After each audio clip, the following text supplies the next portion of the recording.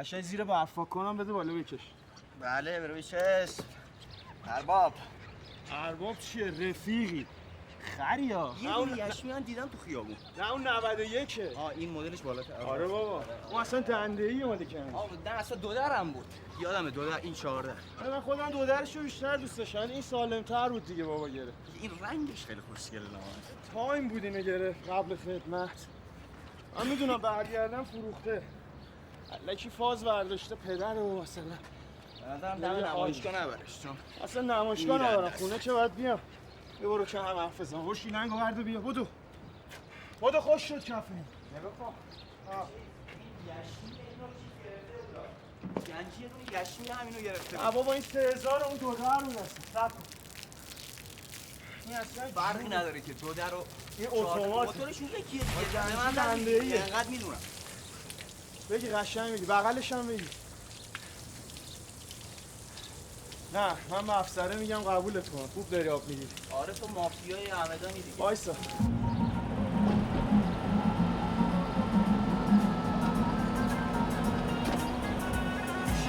باحالیه لامصب. من یه دونه از اینا میگیرم. خدا گواهینامه رو بگیرم. بیا پایین سایه بازی در نیا.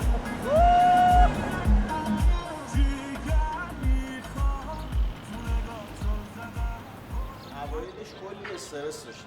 یه ذره رفت جلوتر دیگه گفتم بعد برم. میگم مرد میشه. حالا تاریخ رفتار من که شما 2 روز دیگه است. 2 روز دیگه باید برم خودم بعد آموزشیدم کجا افتاد؟ آموزشی افتاد پرندک سمت تهرانه. واسه برگردم بعد 2 سال کلی کار دارم. الان فقط نگران غذای اونجام دیگه. تو اصلا چیزی برای خوردن گیر نیاد. احتمالاً بیام ازت بندرینا بگیرم. هیچ ناراحت نباش. هر چه غذا خواستی خودم برات دم شما گرم. بنده سلام خانم. حال شما؟ من با سینا اومدیم پیش هم واسه صبحونه بخور که یه 2 سال یا این چیزا گیرت نمیاد. دم گرم. با همین میری؟ آره بابا یه تا امشب نفروشدش. تا پرندک رو این نیست میام به سر میزنم. من فعلا گواهینامه تو بگی. نمیخواد برنامه بچینی برای آقا سینا میگم اگه بهت بر نمیخوره حواست باشه آینه رو خیلی نگاه نکنی. هم یکی دو بار کافی. اوکی بده من بشم. نمیخواد تو بذار تا اونجا حالا زنده برسیم. حواست هم باشه افته تو بوالی فقط نیم کلاج بریا. یا بعد از ظهر بعد امتحان بریم با. بریم. فروساتش هم با ما. اوکی. اشغالی برای خودت. اسامی که میخونم بیان پرونده‌هاشون رو به من تحویل بدم. آقایون پارسا الماسی، آقای سینا الوندی. بفرمایید. سریع. آقای پرویز قندی. بفرمایید. بشینید آقا بشینید.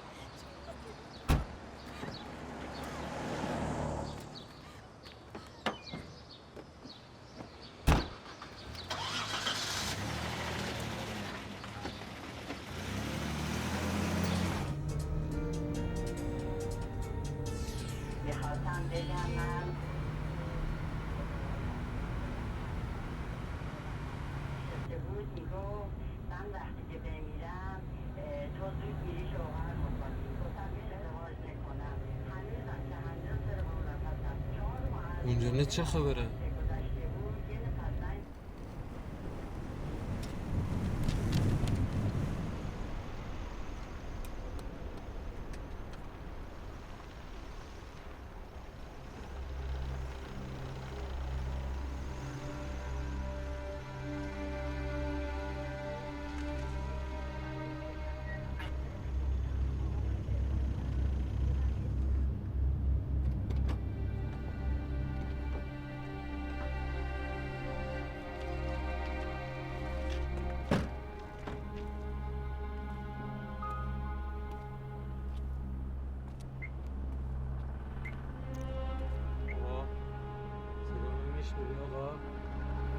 آقا صدا منو میشنوی؟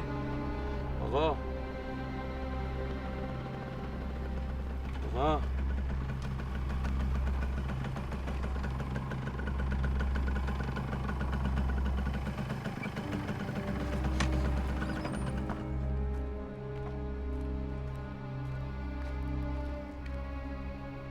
پسر. آقا پسر. آقا این زنده است داره نفس میکشه. زنگ بزن اورژانس. آقا پسر جان. نگاه نکن. مامان نگاه نکن. آقا پسر. به پلیس هم زنگ بزن.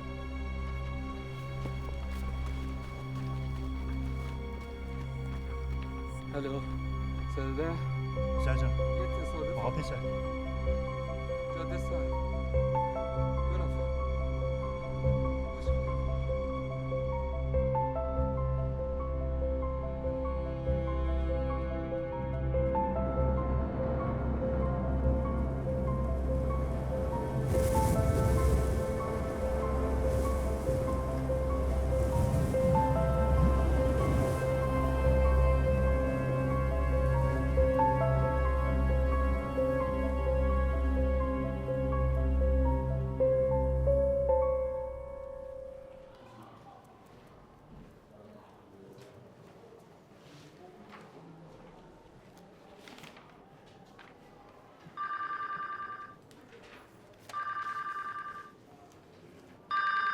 اعصابش خورد میشه گوشیشو خاموش میکنه.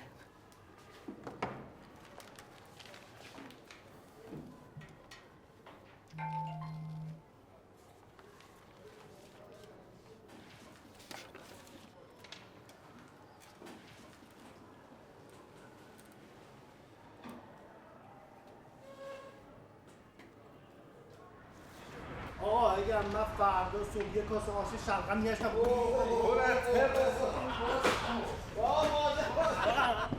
نخوری به ماشینا کمال ولش کن بیشور.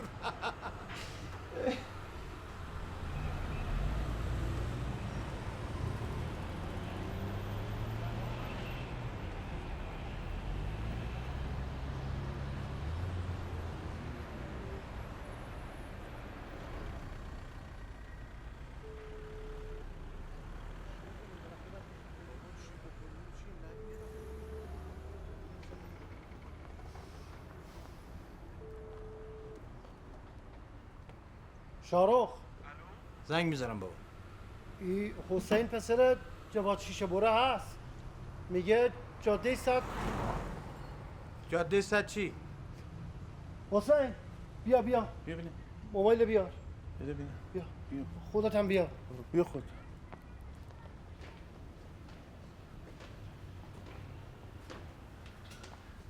جاده 100 تصادف شده. حسین هم فیلم گرفته. حسین بیا نشان بده. سلام شاهرخ.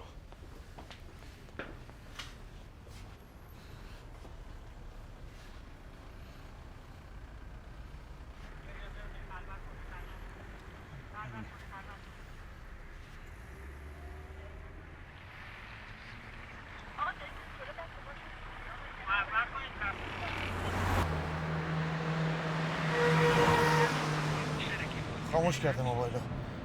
نگران نباش. همین که اون موقع جواب داده معلومه که طوریش نشده خدا رو شکر. که پتو روش کشیدن نکنه سینا رفیق مانی باشه. آخ قرار بود برم باغ. برو تندتر برو. من که نمیتونستم دیگه شمارهشو دارم مأمور خودشان زنگ بزنم. نمیدارم به خدا. حالا تو همین تو دیگه گریه نکن معصوم. زودتر بلند شین بیاین. گوشی پسر شماست؟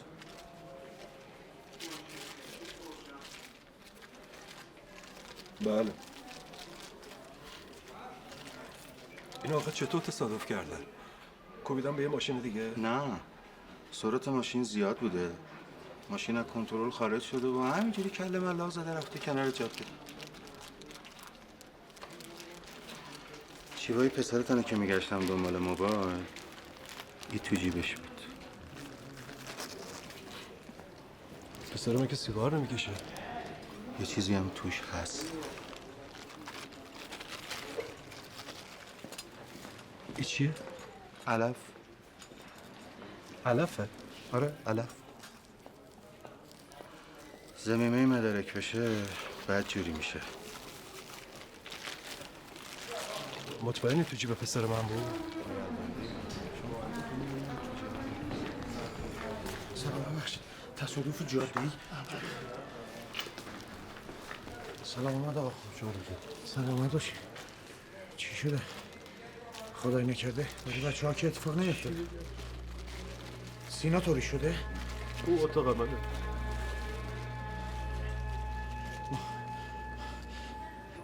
مانی چی؟ مانی کجاست؟ احمد مانی کجاست؟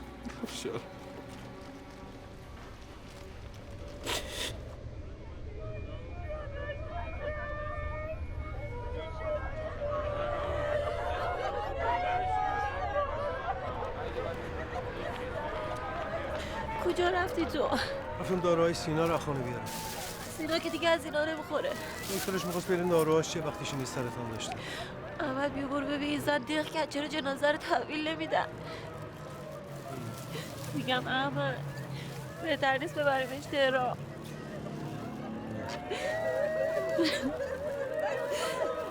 علی آقا.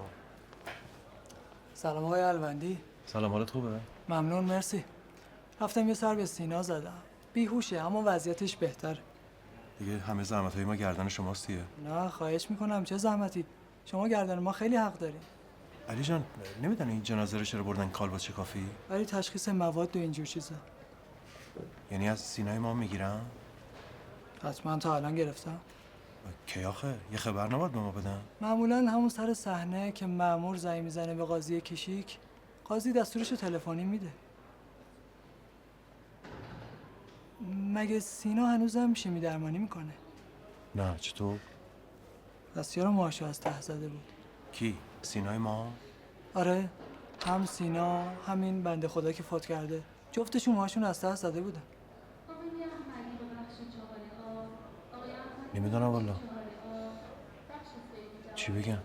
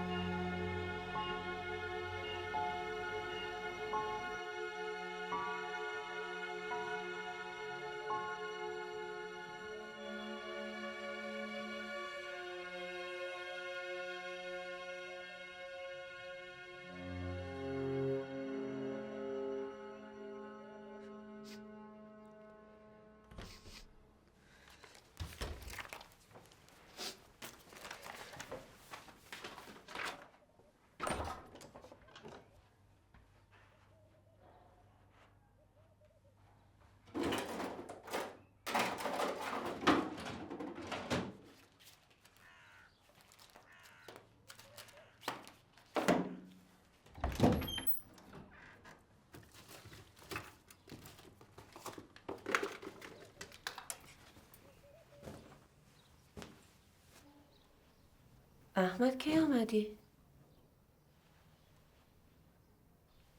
اینجا چیکار میکنی؟ آمدم دنبال لباسیا. تو اتاق سینا؟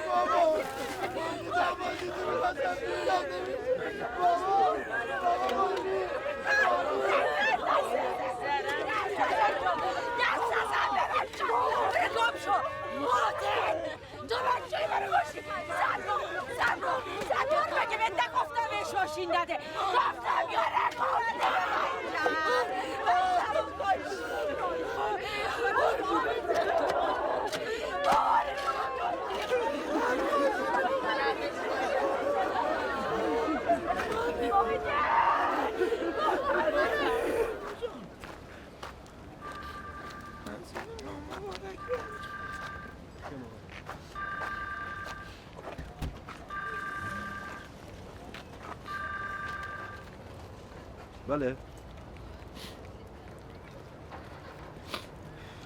شما؟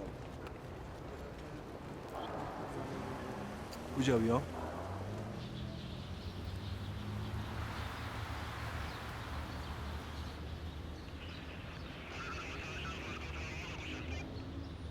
جناب سربان من 50 سالمه. الان 20 ساله که ماشین دارم. توی 20 سال یه بار ندیدم پسر من پشت فرمان ماشین من یا پشت فرمان ماشین رفیقاش بشینه رانندگی کنه. حالا یه جوانی تصادف کرده. شما زنگ زدید ما رو از سر خاک کشاندی اینجا که پسر خودت راننده همون ماشین بوده. آقا بچه من اصلا گواهینامه نداره. خب دیگه بدتر. آقا من رو اصل این قضیه حرف دارم، شما میگی دیگه بدتر؟ ببینید هر دو سرنشین از ماشین پرت شدن بیرون. این یعنی که کمربندم نبسته بودن. گزارش پلیس راه با توجه به صحنه تصادف به این نتیجه رسیدی که پسر شما راننده بوده. حالا شما ندیدین تا حالا پسرتون رانندگی کنه یا که گواهینامه نداره، این که دلیل نمیشه که. آقا من اصلا نمیفهمم. اگه هر دو تایشون پرت شدن از ماشین بیرون، شما چطور تشخیص دادی پسر من راننده بوده؟ دیگه تشخیصش دست من و شما نیست که. نه من میتونم تشخیص بدم نه شما. کار کارشناسه. بعدش هم خدا رو شکر پسرتون که زنده است. برید ازش بپرسین چرا بدون گواهینامه پشت ماشین نشسته. چشم ازش میپرسم. ولی اگه گفت من راننده نبودم چی؟ اونم مسیر خودشو داره. تقاضای بررسی مجدد میدید. کروکی صحنه هم که موجوده. اما شما که ماشاءالله معلمید، تحصیل کرده هستید. میدونید شهادت مجرم ملاک نمیشه. آقا مجرم چیه؟ مگه پسر من مجرمه؟ بله آقا مجرمه. بدون گواهینامه با سرعت غیر مجاز رانندگی کرده. یک نفر کشته شده آقا. جوان مردم مرده. البته یه مورد دیگه هم بود که میخواستم شما در جریان باشید. سر صحنه تصادف یک مقداری پول پیدا شده که توسط مامورای ما و مردم جمع‌آوری شده. من میخواستم از صاحب ماشین بپرسم، اما اونا درگیر مراسم بودن. شما از این پولا خبر دارین؟ پسرتون پولی چیزی همراهش بوده یا نه؟ نه والا. یعنی نمیدونم.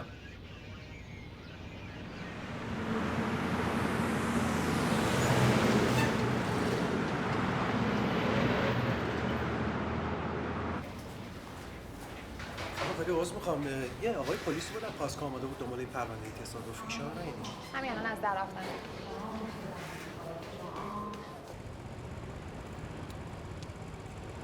جناب سربان!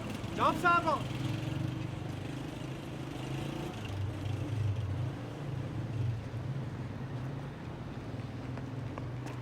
جناب سربان! جناب سربان! آی تفری!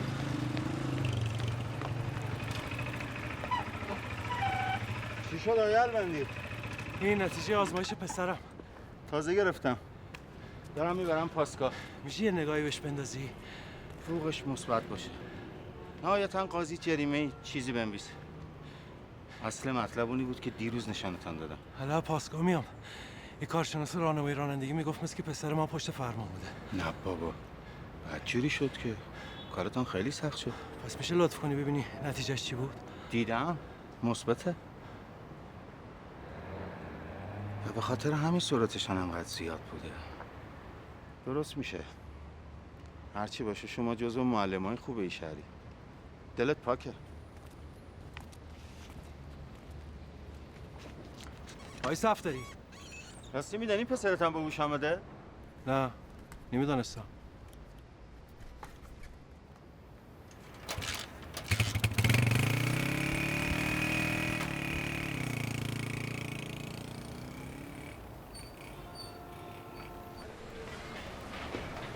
یه ریز داره سراغ مانی رو میگیره. میشه رفت آخه؟ دکترش آمده برای معاینه. خدا شکر نخ شما سیب ندیده. احمد جان اینو تنت کنی بفهمه مانی مرده دق میکنه.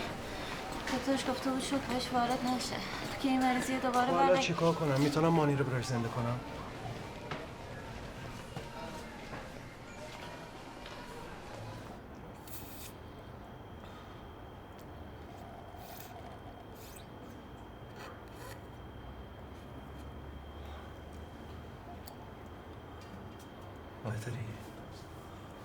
مانی مرده. چی بابا؟ مانی مرده بابا. مانی. نه مانی نمورده. کی گفته مانی مرده؟ پرستر رو شنیدم. بابا تو کلی داروی بیهوشی بزدن، کلی داروی بی‌حسی زدن. کجا شنیدی آخه؟ مادرت که بهت گفت که عملش سنگین بوده بردنش تهران. دروغ میگی؟ من دروغ میگم به تو؟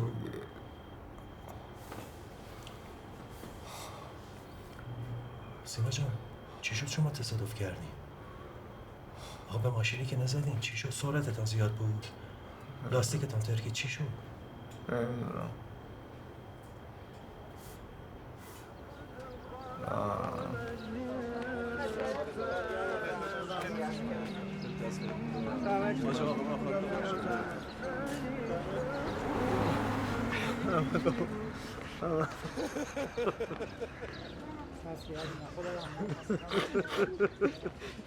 دیدی بدبخت شدم احمد آقا.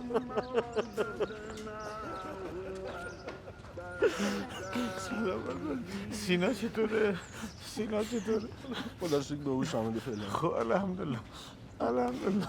ولی دکترش گفته حالا ممکنه نخاعش آسیب دیده باشه. 2 روزی باید صبر کنیم ببینیم چی میگه. برم توی فاتحه بخونم.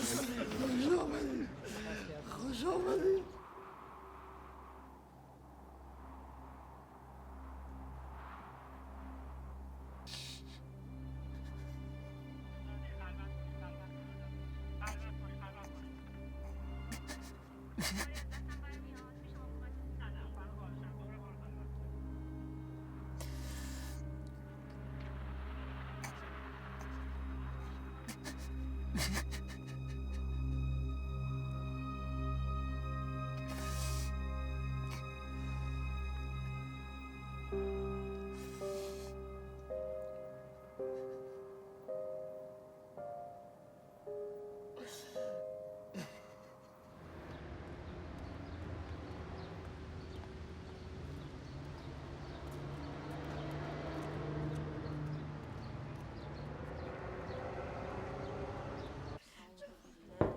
یا الله یا الله. ببخشید.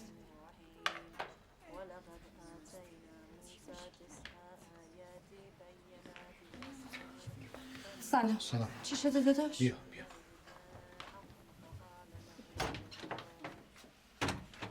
داداش چی شده؟ فرزانه کجاست؟ داداش همسایه اینجا. خوش آمد. سرفراز کرد. مادرش رو میگه چی شده؟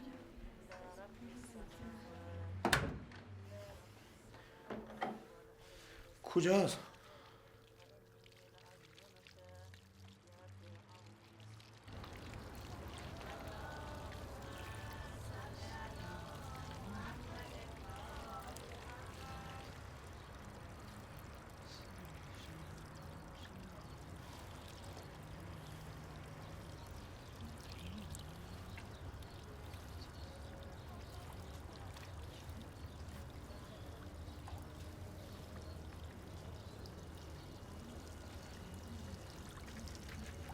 از اولم میدونستم پسر من اینطور رانندگی نمیکنه.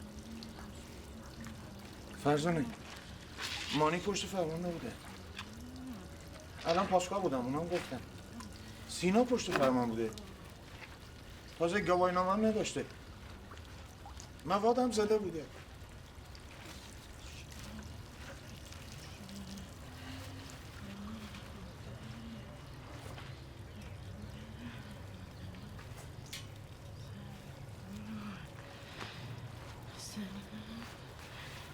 مانی پشت فرمان نبوده. نه نبوده. سینا پشت فرمان بوده. کجاست سلام؟ کی کجاست؟ مانی مانی میگه پشت فرمان نبوده. کجاست سلام؟ پس برو بیارش. پس کجاست پسرم ها؟ 100 دفعه نگفتم تو این جاده تو این گنجام اینا مسابقه میدن ماشین نداری؟ 100 دفعه نگفتم پسرم ها. برو شاهرخ بیارش. برو پسرم بیار. برو تا نیاوردیش نیار. برو اشکالش چشم دور شد تا پسرمو نیاوردی.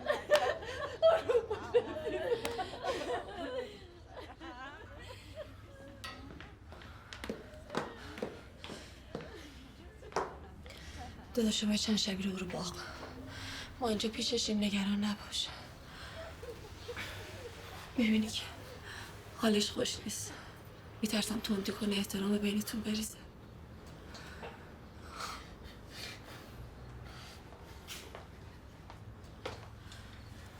سلام علیکم.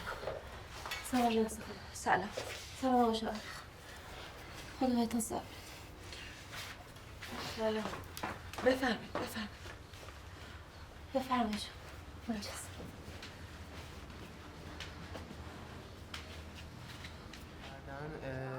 مخرج رو میبریم این بر که یه منفی هم داره.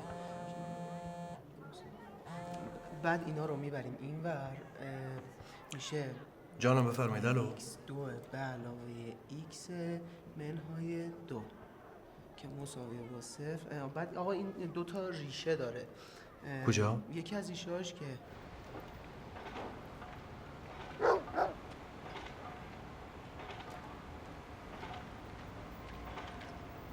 عمو جان ببخشید این ماشین پاژروی قرمزی که تو جاده 100 چپ کرده بود اینو کجا بردن؟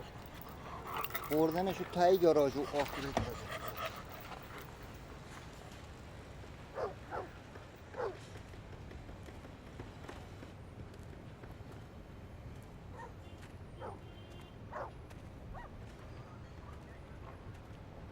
دیشب خوابم نبردم آدم.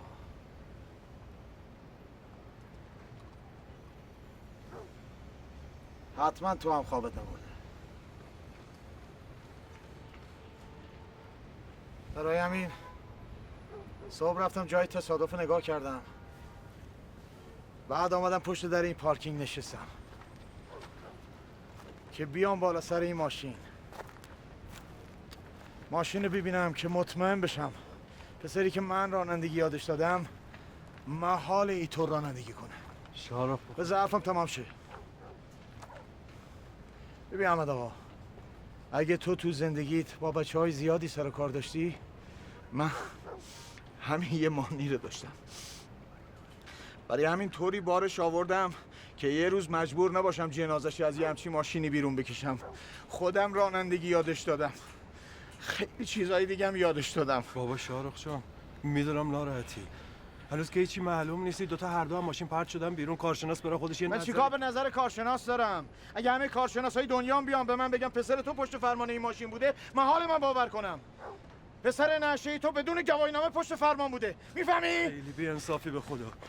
بابا اینا 10-12 سال با هم رفیق بودن. الان دیگه نیستن. پسر من زیر خاک خوابیده. پسر نشه تو زنده است. پسر منم که تو بیمارستانه. بابا به خدا حالت میفهمم. نمیفهمی آقا، نمیفهمی حال منه. نمیفهمی. پسرت باید تقاص پس بده. تقاصش میگیرم. باید تقاص پس بده.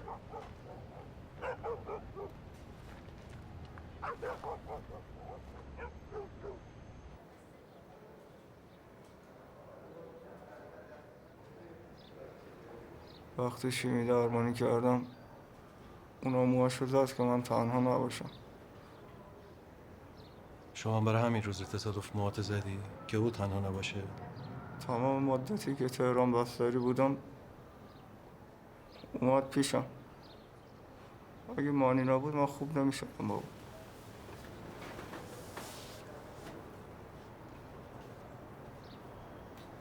بابا شما واقعا از روز تصادفی چی یادت نمیاد؟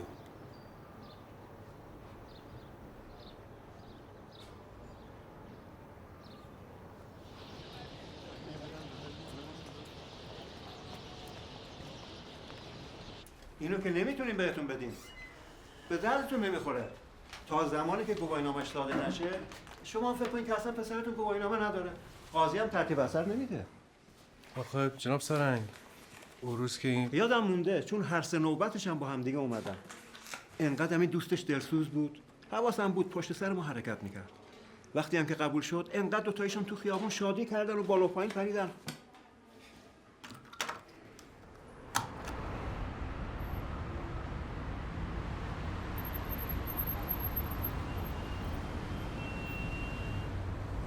سینا میدانه که مانی مرده.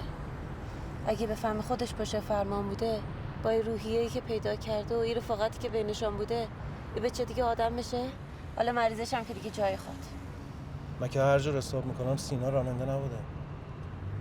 از کجا اینقدر مطمئنی؟ بابا یه بچه ترسو بود. اصلا نمیتونست با این سرعت رانندگی کنه. خب همینطوری تشویقش کردی که اینجوری شدیه. دیگه باز چیکار میکردم؟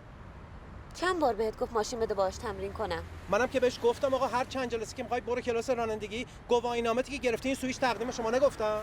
معلمی مثلا شما با بچه‌های مردم سر کار داری. وقتی می‌بینی مادرشم سوئیچ ماشین میده دستش که بخوام برم مردم دارم. یکی میخواد بچه‌ش از 2 سالگی بگیره بغلش بشونه پشت فرمان، ما تا 7 سالگی بچه رو میشاندیم پشت تو کمربندم روش. تو هر کی یه جوریه دیگه.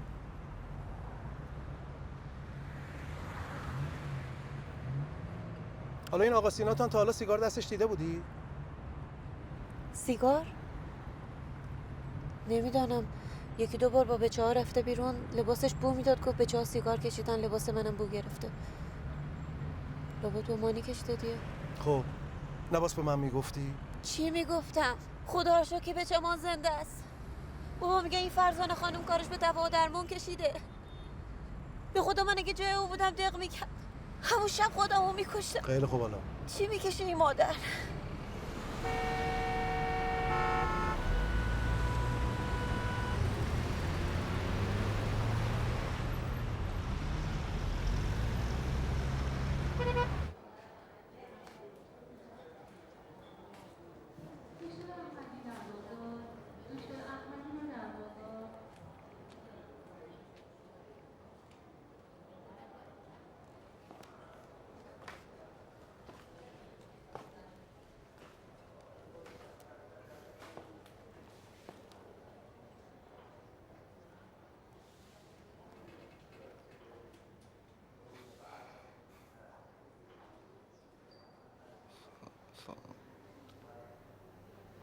سر روز میترسیدم.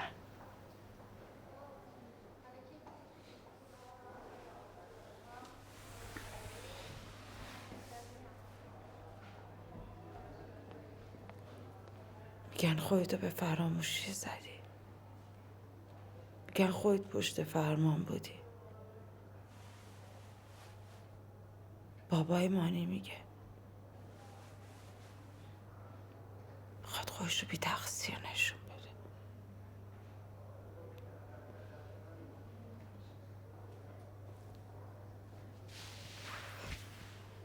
سینا، جان مانی راستش رو بگو. تو مثل بچه مانی میمانی. کی پشت فرمان بود؟ میخوام بدانم.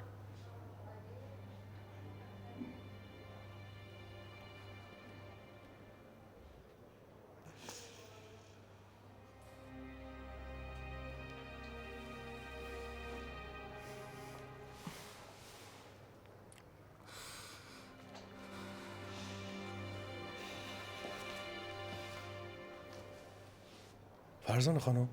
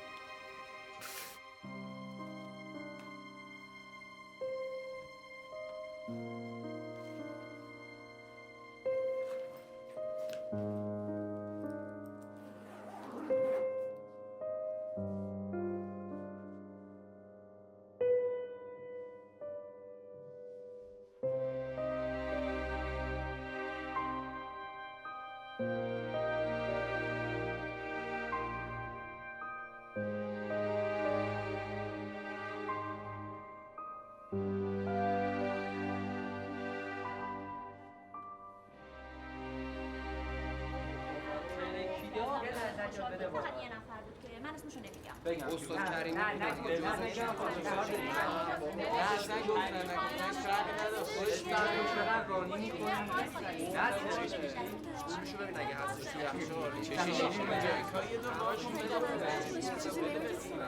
دستش هم به شکست.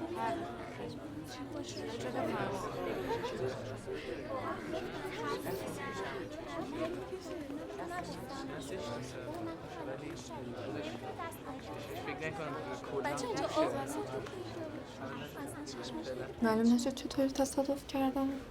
نه هنوز چیزی یادش نمیاد.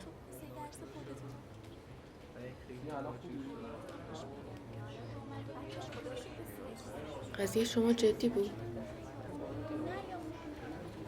تو و مانی قضیه‌تون جدی بود یا نه؟ چطور؟ همینجوری؟ درباره آدم مرده همینجوری سوال نمی‌پرسن.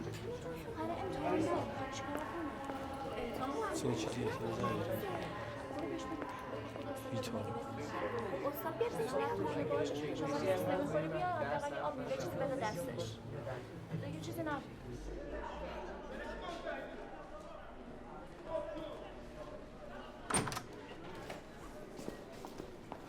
مرد حسابی رفتی وکیل گرفتی برا من؟ اینا با هم دیگه رفیق بودن، دشمنی که نداشتن. شما هر صحبت داری از این بعد به من بگید. بعد آقای شاهرخ خان، اصلا پسر من میتونست جای پسر تو باشه. اگه پسر من جای پسر تو بود، انقدر مرد بود که راستشو بگه، نه اینکه خودشو بزنه به فراموشی. چیه فکری قاضی یه ما بهت مهلت داد دیگه خلاص شدی؟ خودشو بزنه به فراموشی چیه؟ سرش ضربه خورده همه چی یادش رفته. برو این حرفا رو بری بچه مدرسه یا بگو میخوای بری پسرت گواهی روانپزشکی بگیری که خلاصش کنی؟ ها؟ فیلم زیاد می‌بینیم اسکه نه؟ واسه ببین گوش کن. یه وکیل که سهله، من 100 تا وکیلم میگیرم که ثابت کنم پسر تو مقصره. مقصر که چی؟ حکمشو میباس بگیرم. چی میگی حکمشو بگیرم؟ هر کی نداره فهم کنه پسر من قتل کرده. بله قتل کرده. مگه نکرده؟ همه دیدن که گواهی پزشکی قانونی آمد، پسر من هیچی مصرف نکرده. آخه آدم نشه باید پشت فرمان ماشین بشینه.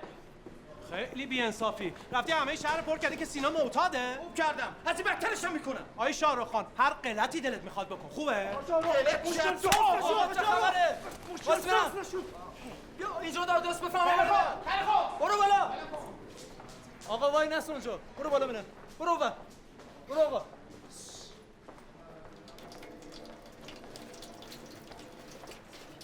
بنده خدا با آدم عزادار که کل میکنم. اگر دستت پره که هیچی، اگر نمیدونی اونجوری با داده هوایی کاری بکنی یا رو رضایت بده. دستم پره؟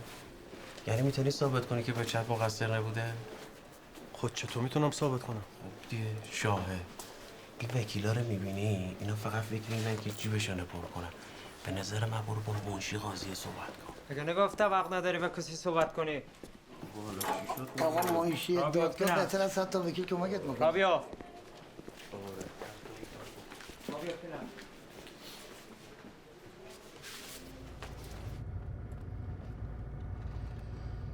با خانومش صحبت کردی؟ آره. شماره‌شو از کی گرفته بودی؟ از یه نفری تو دادگاه.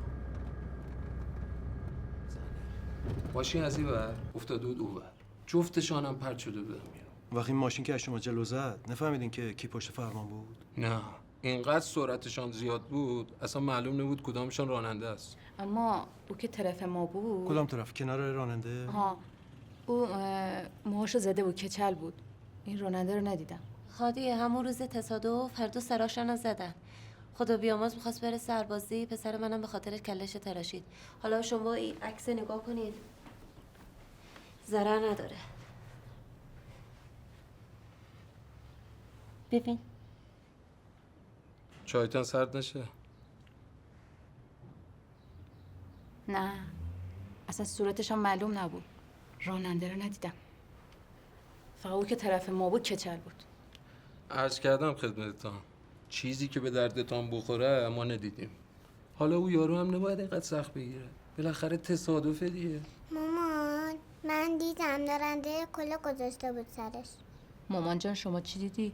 دیدم دارنده کلا گذاشته بود سرش، بغل دستیش هم کچل. کجا شما دیدی؟ بچه تمام مدت صندلی عقب داشت جاده رو نگاه میکرد. خانم این عکس نشانه بچه بده، شاید یه چیز دیده باشه. بیا دختر جان خوب نگاه کن. ببین.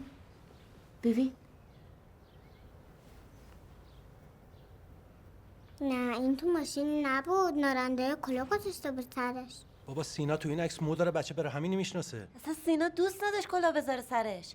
مانی کلا میذاش. یاد نیست همون موقع سینا کلش تراشیده بود میگفتش که اگه به خاطر من تراشیدی چرا کلا میذاری سرت؟ به مانی میگفت. من میرم پاسگاه. اونا حتما یه عکسی از صحنه تصادف دارن. دیگه خودت هم میبری. من باهاتون تماس میگیرم. به سلام. بسلام در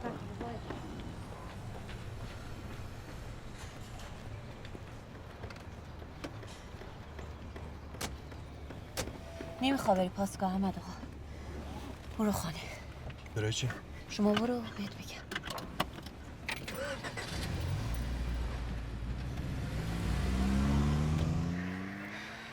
بچم شبا میشینه اینا رو نگاه میکنه گریه میکنه. خدا کی گرفته این فیلم رو؟ احمد جان اینا تو موبایل همه هن.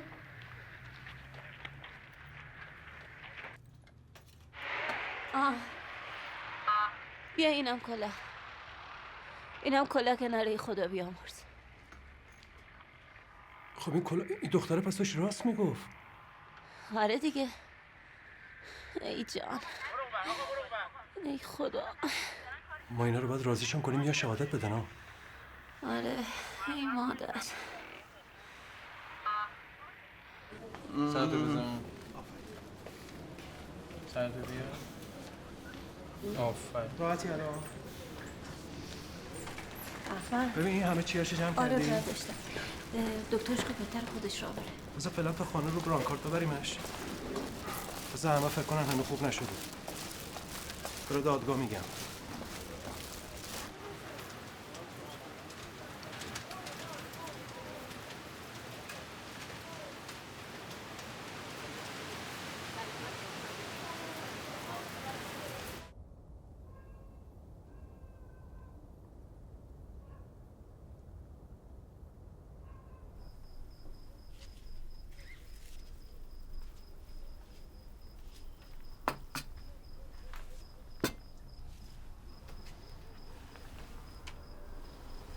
کم سیگار بکش. بخور سرد میشه.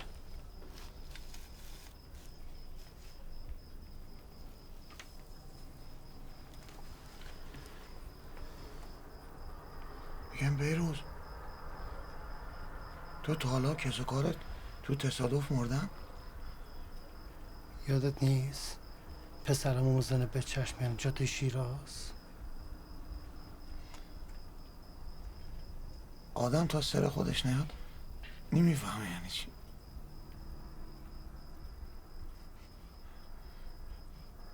میگم بیروز کاش مانی این پسر سرطان میگرفت، از سرطان میمرد لااقل. خویی یعنی چی که صبح بچت صحیح و سالم از خانه بره بیرون.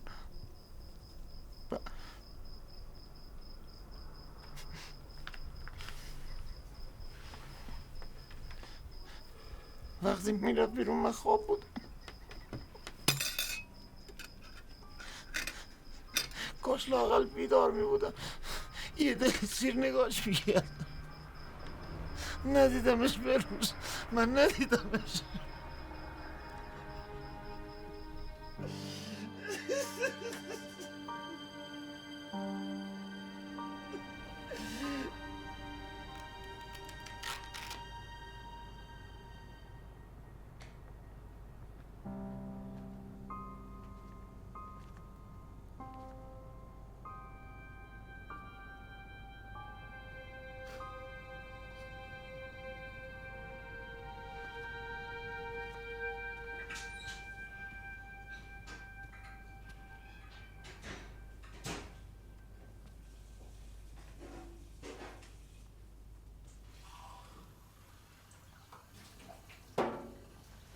حالا چش هست این فهیمه؟ از مانی خوشش میامده. بروز نمیداده ها تو دل خودش. سینا هم خبر نداشت. یه چند ماهی هست بچم اینطوریه. از زیر زبان سینا کشیدم فهمیدم مانی یه دوست دختر پیدا کرده دانشگاه. فهیمه میدانسته. دختره هم تو دانشگاه دیده. فکر کرده دیگه بچم. بالا نمیفهمم. من چرا از این چیزا خبردار نمیشم؟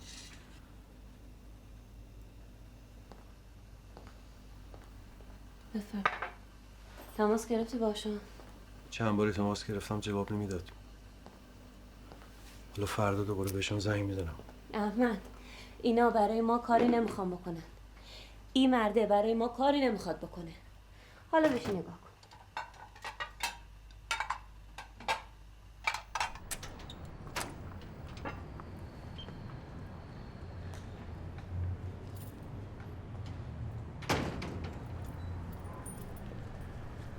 سلام علیکم. احوال شما خوبه؟ سلام، شکر. 2 روزی بود تماس میگرفتم جواب نمیدادین، یکم نگران شدم. وقتی جواب نمیدم یعنی زنگ نزن دیگه. ببین من به چه من نه پاسگاه میارم نه دادگاه. اصلا کجا معلوم درستی باشه یه وقت اشتباهی بشه. بعدم شهر کوچیکه، منم حوصله سر درد ندارم. عباس بهش بگو یکی رو. آقا یکی دیگه هم با ما رسید سر صحنه تصادف.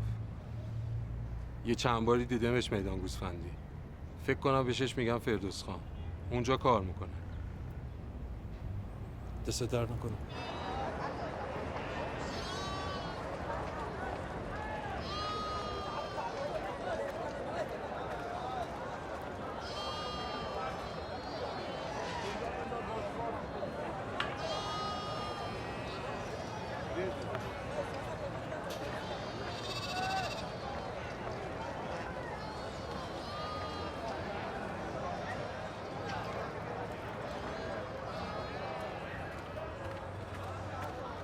من وقتی رسیدم که هر دوشون پرس شده بودم بیرون.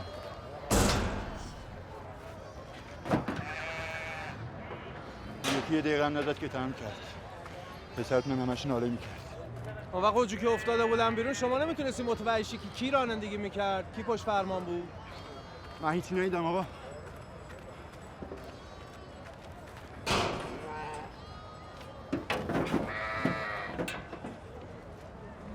دست در نکنه. دستن کثیفه.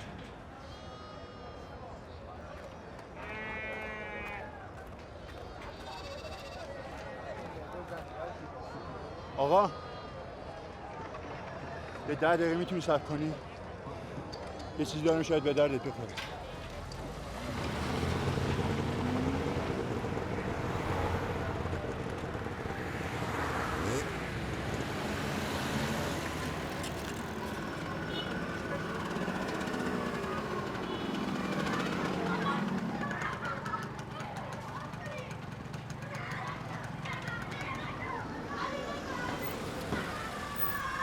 سلام بابا. پول میدی برم مغازه؟ برو بستی بازی کنی. برو.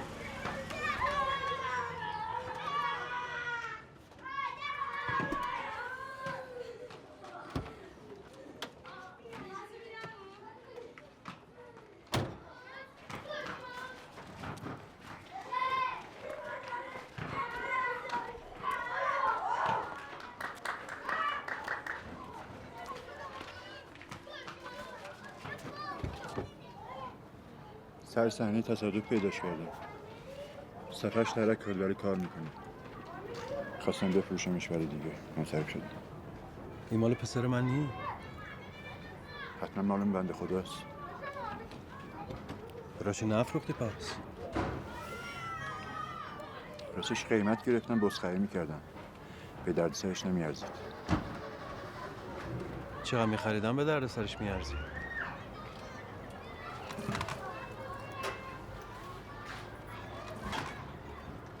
خودت فکر میکنی چقدر میارزه؟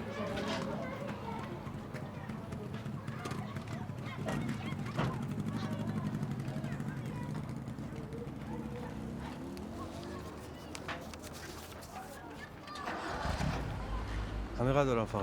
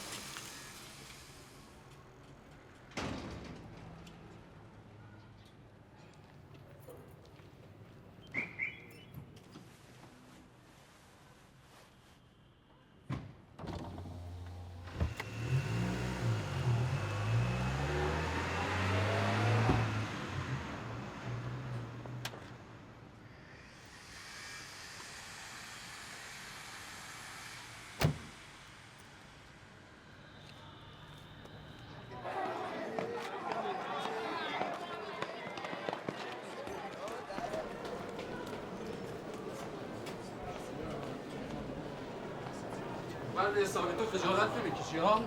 خجالت نمیکشی؟ مگه زبان آدم صدت نمیشه؟ یه بار آمدی در خانم با احترام این خانمت راه دادم خانم. حالا وقتی من نیستم میاد در خانم که چی؟ با شنم حرف بزنی؟ ها؟ تلفن منو که داشتی؟ خجالت بکش. بشست گفتم نمیخوام. بچم بیاد شهادت بده. خجالت بکش صدا بیار پایین اینجا مدرسه است. که معلمش ای باشه. برو بیرون خجالت بکش مرد حسابی. من چیکار کردم؟ چه درد صحبت کردم؟ بود نمیخوای کمکمون کنی. گفتم بیام به زنت بگم شاه او بیاد راضی برو کنه. بیرون. بی خود جده مخصص باشه حرف بزنی. برو بیرون. اگه مرد نیستی لاغر اداشانه درار.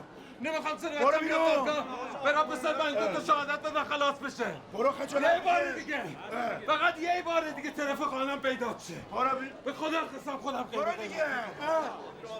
برو بیرون.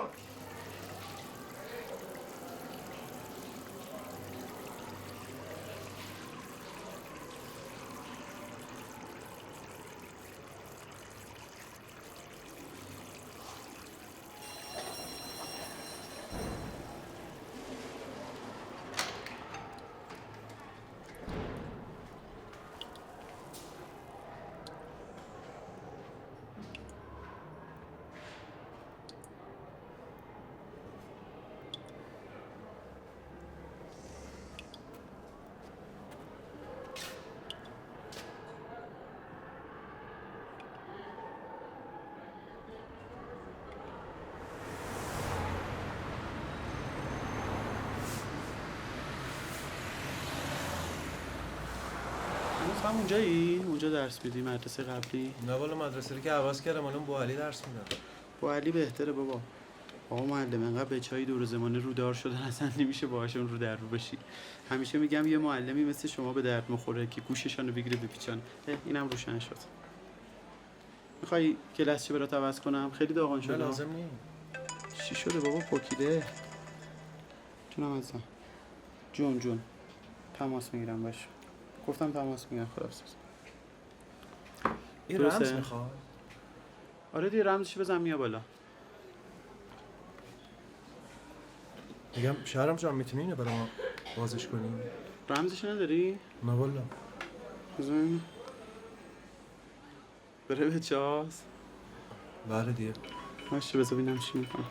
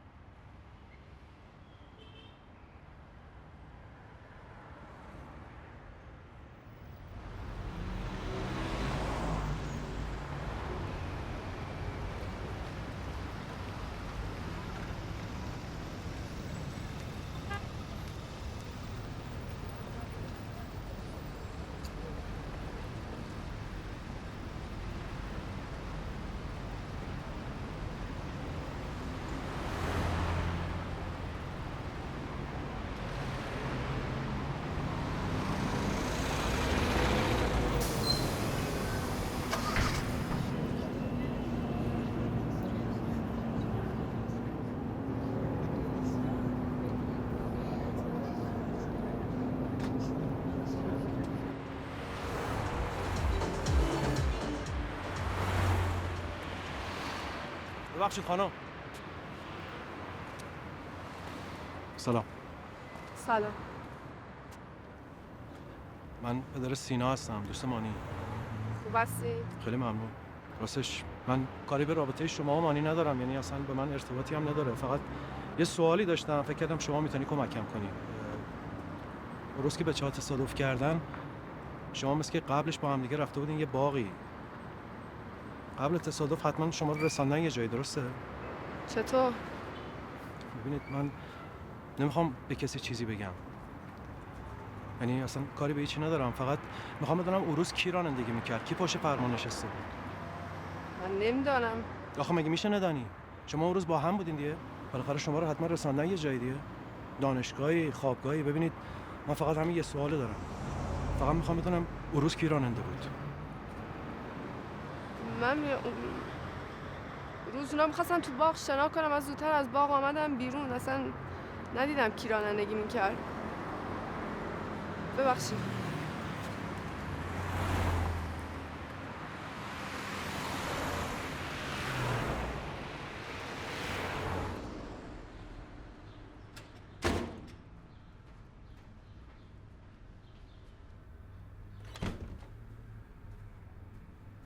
سلام.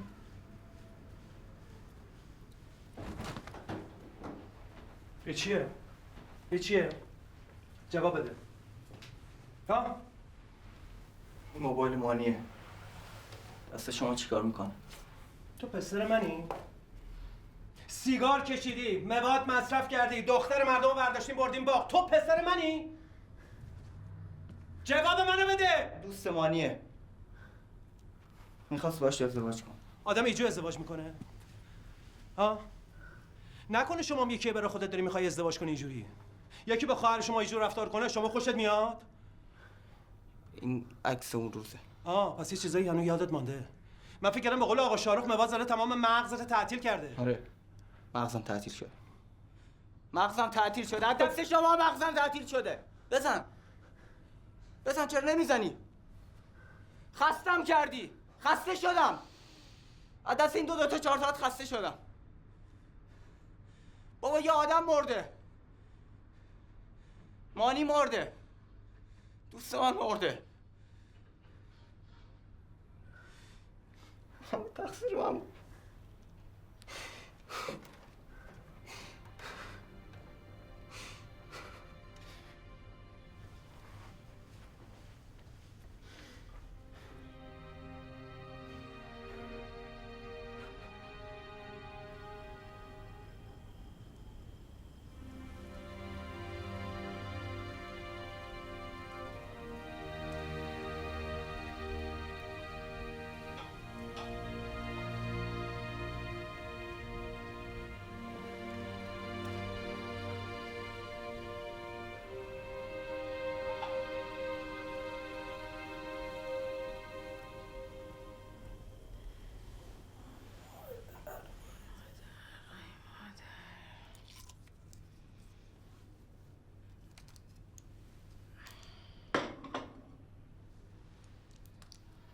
کاش لااقل خوابش رو میدیدم.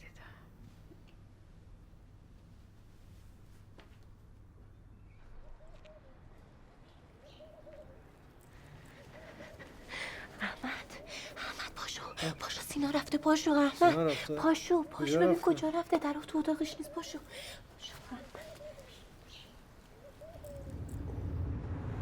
بچم دیشب تا دیر وقت بیدار بود. بابای بچه مریضه، تازه مرخص شده. خیلی باهاش برخورد کردی احمد. پس می‌خواستی تشویقش کنم؟ نیدی عکساره؟ چی فکر می‌کردیم ما چی شد؟ فکر می‌کردیم خیر سر ما فرنگی هستیم، بچه‌هامون یه جور دیگه بزرگ میشن.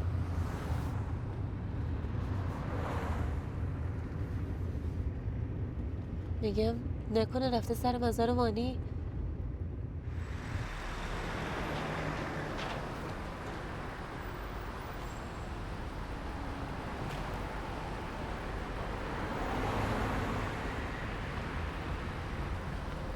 بمیرم براش. بچم چی میکشه. جرئت نمیکنه بره داخل.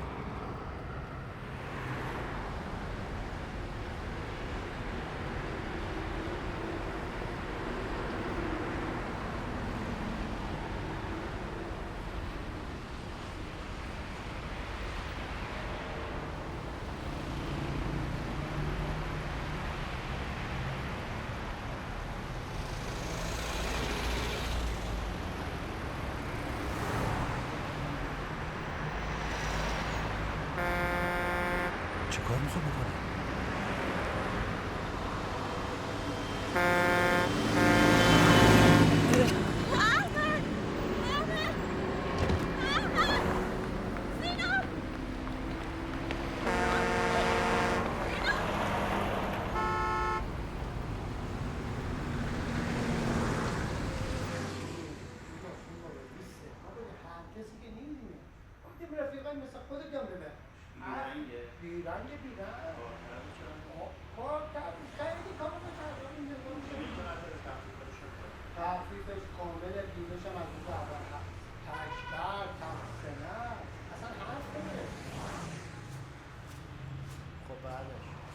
شما تایید میکنید اصلا بگین نخواد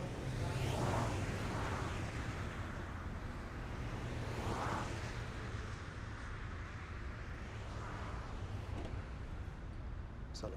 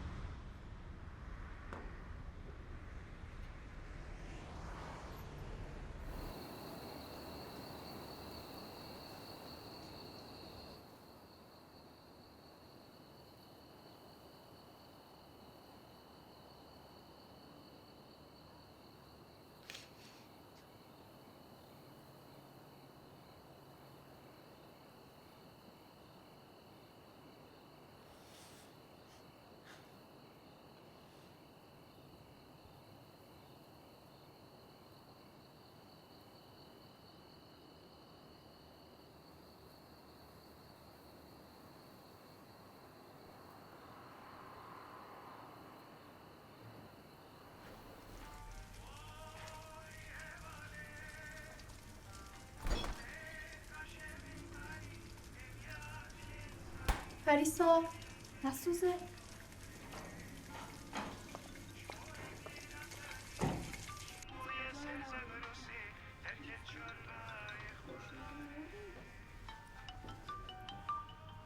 پریسا گوشی داره هی زنگ میخوره.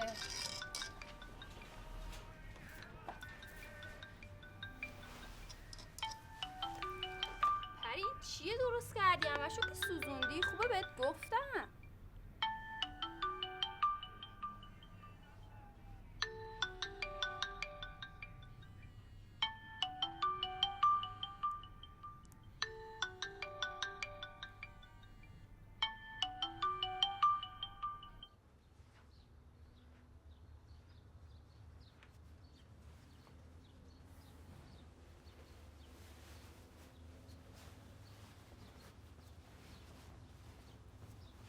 الوندی جان چرا؟ واقعا فکر کردی با تقاضای بازنشستگی معلم نمونه استان به همین سادگی موافقت میشه؟ 20 سال میشناسمه، تو عاشق درس دادنی. به همین خاطر بوده تو این سالا معلم نمونه استان بودی. دیگه وقتی کسی حواسش به پسر خودش نباشه چجور میتونه به چای مردم تربیت کنه؟ نمیدونم. راستش پول پاداش سنواتش لازم دارم. اینو محبت کنین دستور بدین برای ما انجامش بدن. سر در نمیارم.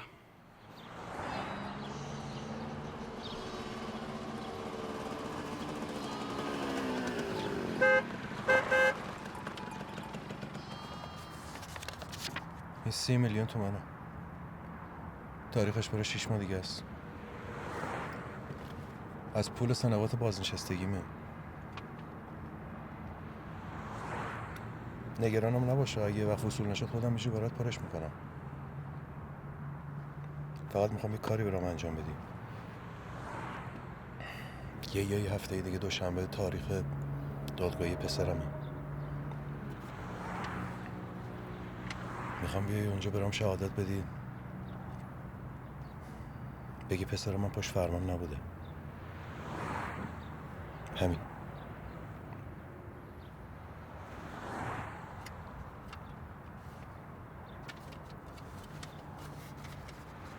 خیالت راحت. میام. وایسی.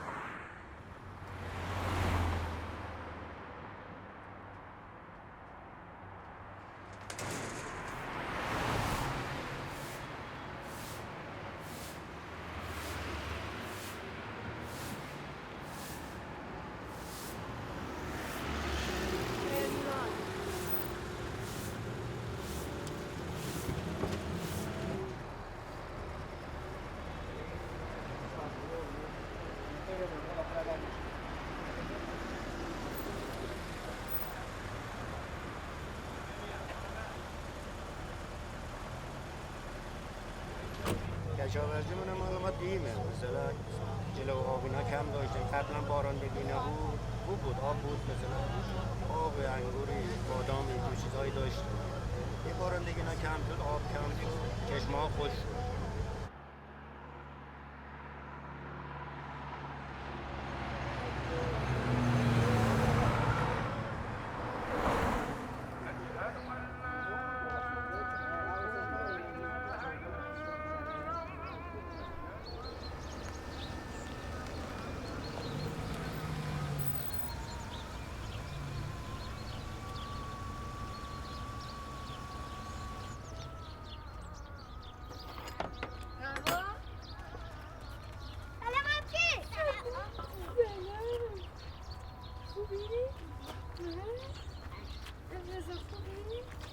سلام بابا. سلام دخترم. خوبی؟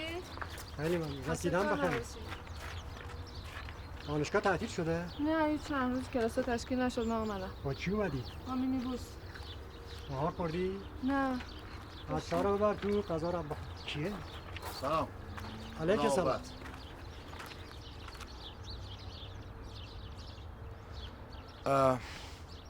میخوام زمین بخرم این دور و بر. تو روستا کسی نبود ازش بپرسم.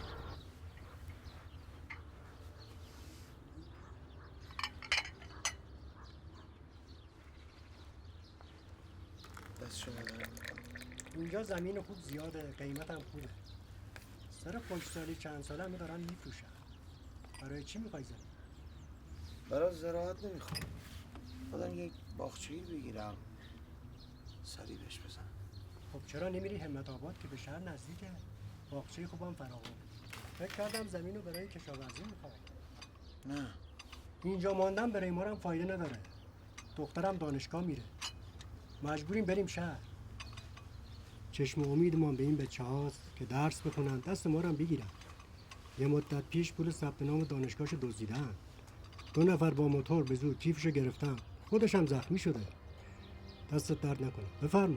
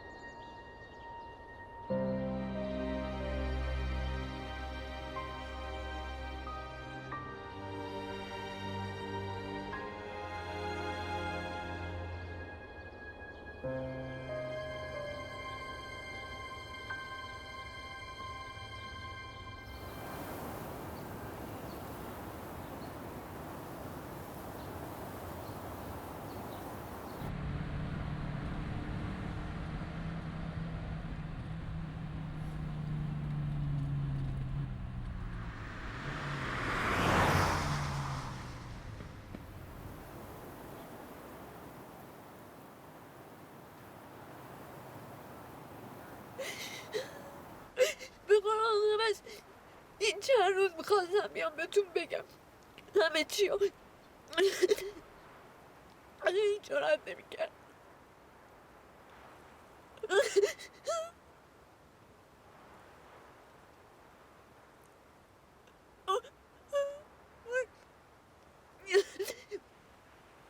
اون روز مانی هی گفت بریم با هی گفت بریم با همش هی خودش اصرار کرد.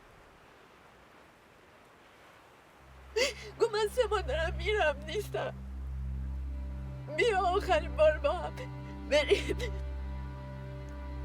وقتی داشتیم برمیگشتیم به من گفت من بشینم پشت ماشین. من بهش گفتم نه، باز دوباره اصرار کرد. نتونستم بگم نه.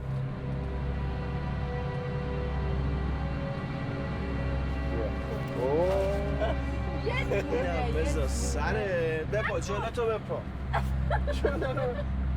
چه خبر اینجا؟ همه رو نقد کردی دیگه نه؟ بده به من، بده شهری دانشگاهتونه خانم. بده منی. ببین من اینا رو برات میذارم نگه دارم سر فرصت مناسب. اما انقدر پول یه جا. سینا بده به من. بده به من. ما همطوری که داشتیم رانندگی میکردیم سینا اصلا حالش خوب نبود. منم نپرسیدم چی شده. بعد پولا رو همطوری شروع کردن پرپخش کردن. اول سینا این کاری کرد، بعدش مانی. من ترسیده بودم اصلا نمیدونستم چیکار کنم. هی میخواستم پولا رو جمع کنم، هی بهشون گفتم نکنین این کارو، گوش نکردن.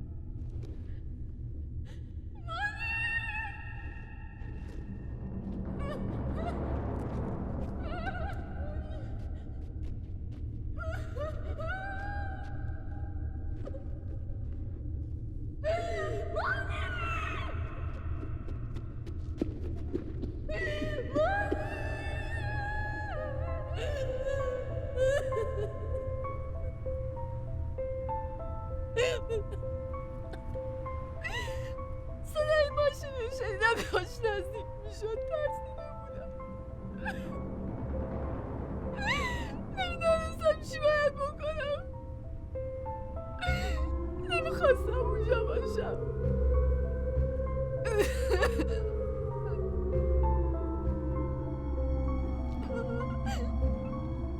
آمبولانسه که دیدم آمد فکر کردم مانی زنده میمانه.